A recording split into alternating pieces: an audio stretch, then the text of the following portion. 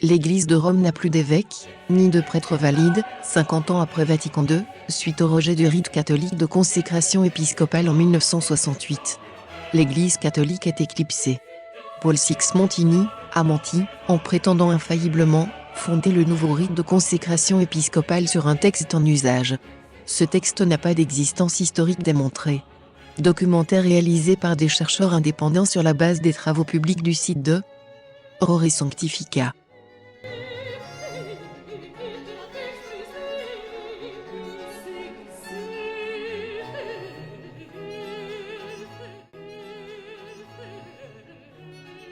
Celesti songranti Aurore Sanctifica. Cette vidéo contient un témoignage audio inédit du Dr Jean Magne sur le document X, appelé faussement Tradition apostolique d'Hippolyte de Rome.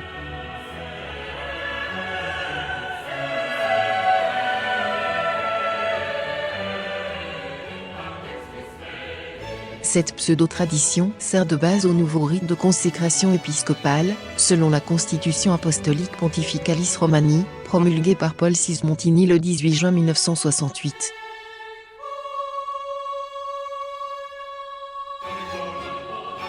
Ce nouveau rite est venu remplacer le rite traditionnel en vigueur dans l'Église catholique depuis au moins l'an 300, ainsi qu'en attestent les textes publiés par le bénédictin Don Marthe.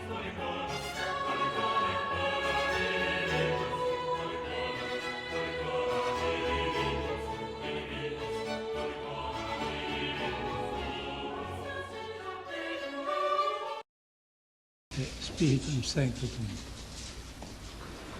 Et ornamentis totius glorificationis instructos, celestis songranti Aurore Sanctifica. À partir d'avril 1969, l'Église romaine a totalement, à 100%, abandonné ce rite ancestral de consécration des évêques de rite romain, et l'a remplacé par un nouveau rite élaboré depuis 1967, et promulgué le 18 juin 1968. L'abandon du rite latin, en vigueur depuis plus de 1700 ans, pour une création de 1967 jamais utilisée auparavant.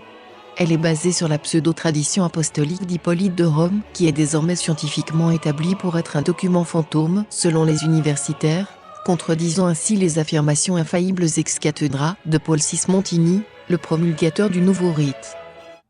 Prière dictée par Notre-Dame au Père Sestac, le 13 janvier 1864.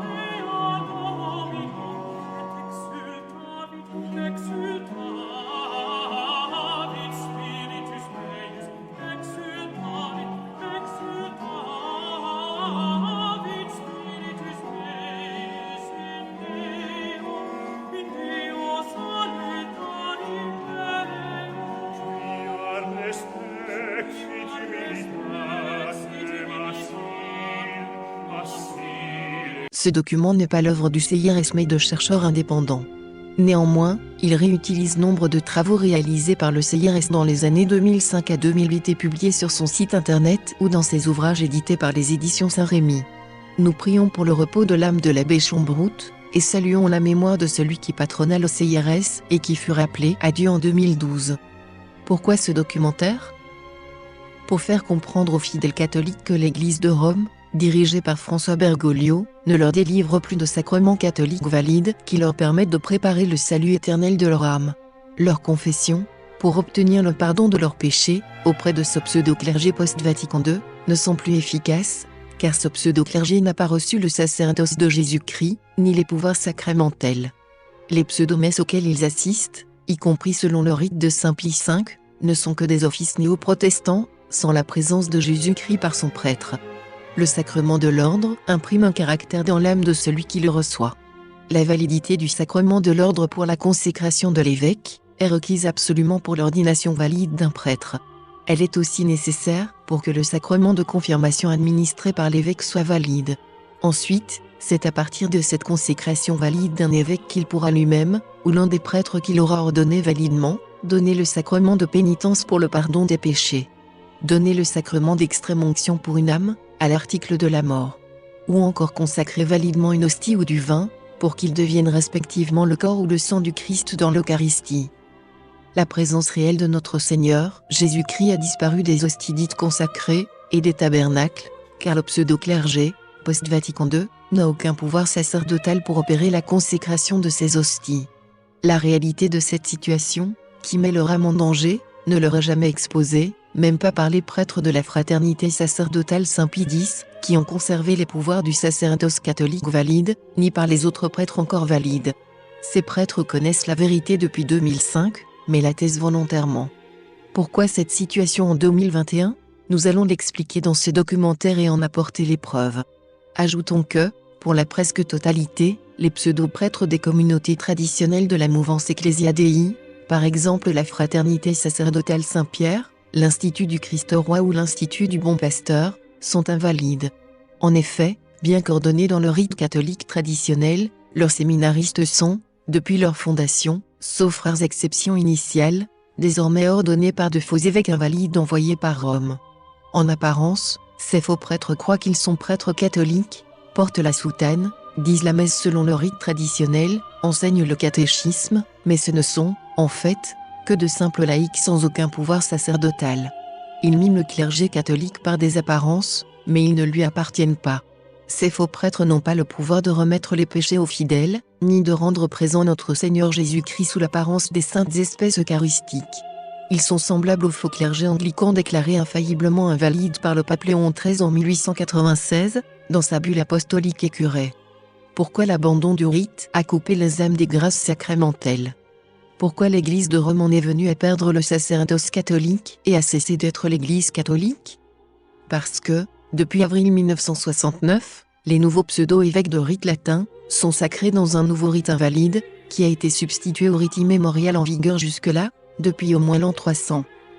Par une réaction en cascade, en interrompant la chaîne de la transmission du sacerdoce aux nouveaux pseudo-évêques, les pseudo-prêtres ordonnés par eux n'ont pas reçu le sacerdoce, si bien que leur pseudo-confession et leur pseudo-messe sont invalides et inopérantes pour les fidèles. Après 50 ans de mise en application du rite, il n'existe quasiment plus de clergé valide au sein de l'Église de Rome, y compris dans les communautés Ecclesia Dei.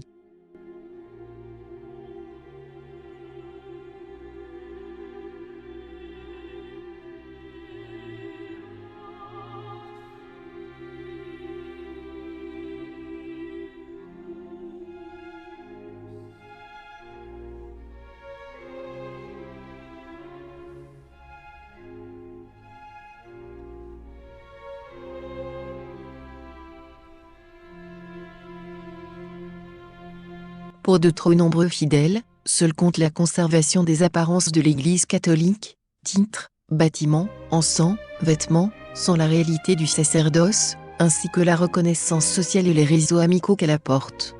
Pour d'autres fidèles, une telle réduction de l'Église à une peau de chagrin, de plus diabolisée comme traditionnelle, est proprement inconcevable. Ils espèrent que malgré cela, l'Église suppléera, alors que c'est impossible dans le cas de la non-transmission du sacrement de l'ordre.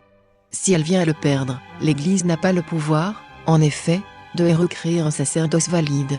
Une interruption de la succession apostolique, si elle était totale, signifierait une interruption définitive de la transmission. Nous savons des fidèles que cette interruption ne saurait jamais être totale, mais que le sacerdoce valide deviendra difficile à trouver. Pour les fidèles qui ont véritablement la foi catholique en Jésus-Christ, seul compte la réalité de la présence de Jésus-Christ dans le sacerdoce, pour permettre le salut éternel de leur âme au ciel et non pas les convenances sociales d'ici-bas. C'est à eux que s'adresse ce documentaire. Voici le plan de la saison 1. Le présent épisode expose les enjeux de la rupture opérée par la suppression du rite catholique et son remplacement par un rite artificiel. La suppression progressive du sacerdoce en a résulté. Le deuxième épisode démontre que le rite du sacre, répudié en 1968, était en usage invariable depuis au moins 1700 ans, à partir des travaux de l'école des savants bénédictins mauristes. Le troisième épisode expose la subversion cléricale dans l'Église dès 1917, autour des rites orientaux, sur fond de révolution bolchevique et de conflits entre Staline et Trotsky, pions de la finance mondiale. Après l'échec anglican de 1896 de reconnaissance de ces rites par Rome, une vraie conjuration liturgique, pensée comme telle, se met en place. Fatima en pointe l'enjeu et son contexte géopolitique en Russie.